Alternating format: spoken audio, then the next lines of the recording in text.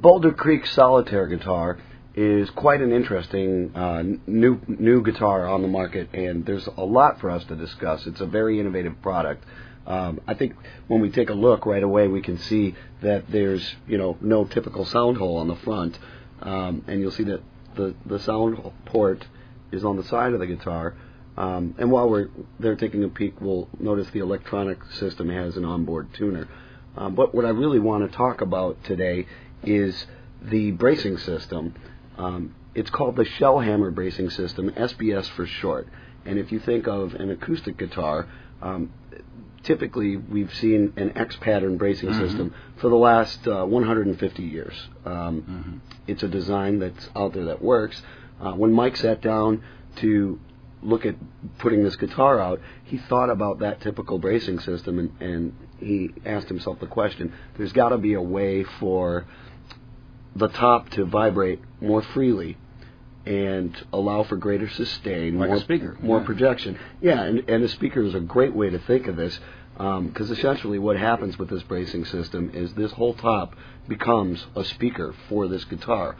The sound port is great for the player because it's shooting right into you when you're playing. Right. But as a result, the output of this guitar gets much bigger. And the way the bracing system works, there's two exclusive aluminum rods that actually kind of work like Chinese bell chimes to even add more sound. And they, we can't see inside the guitar. No, they can't see this. I can look in here and I can see, in addition to what you're discussing, there's impeccable workmanship. You don't see any glue blobs or anything like that. But you can see the steel rods you're talking about, the aluminum rods. Yeah, and they start, there's a brace behind the soundboard here, and there's a brace down here, and there's a brace right behind the bridge. And, the reason for the X pattern is when string tension gets put onto the top of the guitar, the bridge is going to collapse in from pressure. Right. So he thought about it in a different way. Let's use these aluminum rods, which are really light, a great way to transfer energy and sound and increase sustain. Run them along this way, so now the top is not going to cave in. Oh, yeah. But it has the ability to flex and move up and down much freer than, two big old pieces of wood crossing the guitar. So, that's kind of what I know about it. I saw these for the first time just recently, a few months back, and kind of flipped out on the innovation. I thought it was a pretty cool thing, and I think they're great. And the workmanship's excellent on it. I mean, it's beautiful. So let's play it. Let's see what it sounds like. I'll start off, I'll do a little bit like finger picking thing, and one thing I noticed when I played this, and I'll show you how it has a real wide dynamic range, and it's quite expressive. So if I just start off with something easy.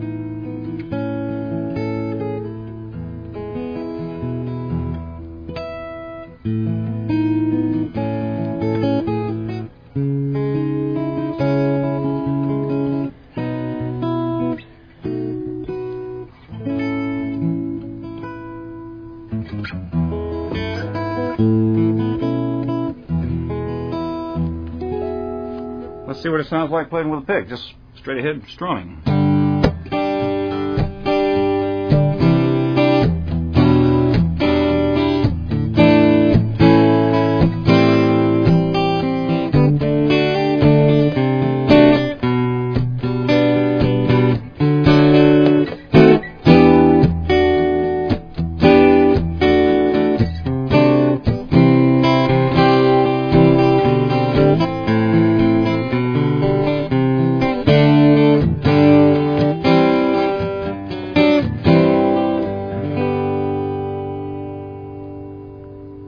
You can hear it ringing. That energy, you know?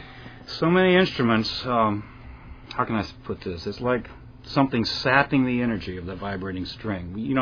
We've discussed this. Just gets sucked out of it. So you play it and you're wondering, why is this thing not singing, not continuing to vibrate, like a grand piano or something? And it's really interesting. When I was at a guitar show when I saw these, and there were about 4 or 5 of them out, and when you're at a guitar show, there's all kinds of noise, racket going on, and people are playing, amps are a little too loud, and it drives everybody crazy because you can't really sit down and hear what you're trying to hear or listen to, the product you're trying to demo or play.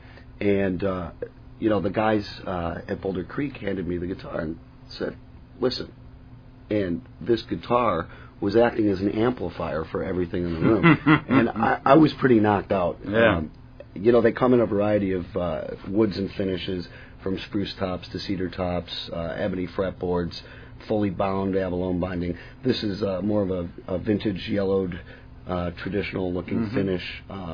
It's nice to see something so innovative. And something else, I bet this thing is less susceptible to feedback because of the way things are designed on this. Absolutely. And that's a big thing. We've all played acoustic instruments, and you stuff them with rags, or you have to just wrestle with not being able to hear yourself. So I'm sure that's a big plus, too. The other kicker is they're very competitively priced. I don't know all the MSRPs off the top of my head, so I'm not necessarily going to go there, but I will say that it's probably not too fair to compare this to other guitars in its right. price range. And that's important.